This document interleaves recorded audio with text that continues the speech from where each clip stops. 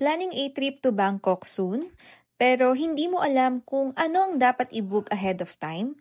Don't worry, I got you. In this vlog, I'll share the must book essentials sa Klook para hassle-free at sulit ang trip mo sa Thailand. Kaya keep on watching. But before that, if mabubook kayo ng mga hotels, activities, or anything sa Klook app, don't forget to use my Klook code KATIPIKLOOK para magkaroon kayo ng discount.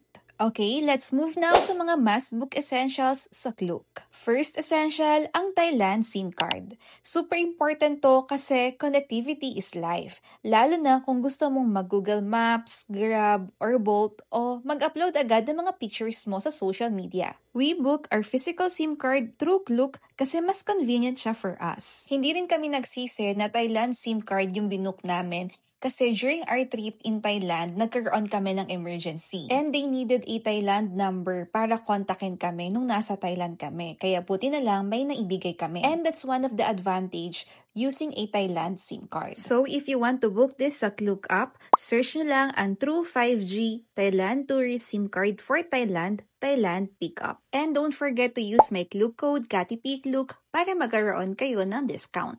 Pero kung mas prefer mo ng eSIM, don't worry kasi meron din yan sa Klook. Just go to Klook app and then sa taas, click nyo lang yung eSIM. And then sa where to, type nyo lang yung country kung saan kayo pupunta. And then that's it. Piliin nyo na yung data gig na preferred nyo. Ang next na must book essential ay ang BTS Skytrain Rabbit Card, kung saan ito ang gagamitin mo pambayad sa mga train. Hindi mo na kailangang pumila every time bibili ka ng ticket, especially kung maraming tao. Preloaded na nga pala siya ng 100 baht and you can use it agad-agad sa train. If maubos naman yung load, pwede ka namang mag-reload sa mga train station. Perfect din to kung ayaw mong maranasan ang traffic sa Thailand using Grab or Bolt. If you want to book this sa Klook app, search na lang ang BTS Skytrain Rabbit Card in Bangkok. And of course, don't forget to use my Klook code KATIPIKLOOK. Third must book essential ay ang hotels. Did you know na marami ring hotels na pwedeng i-book sa Klook? Kami, we book Picnic Hotel Bangkok sa Klook app and sobrang okay ng location and value for money.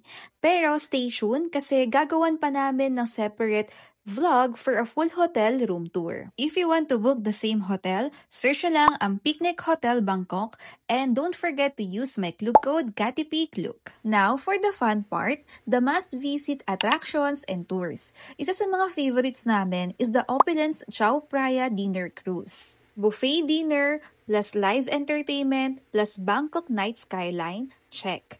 Ang romantic and ang relaxing. Kaya for us, super worth it nito. Some of the activities and tours na pwede mo pang i-book are Ancient City Bangkok and Erawan Museum, Mahanakon Skywalk, Ayutthaya Must Visit Tour, Floating Market Tours, at madami pang iba.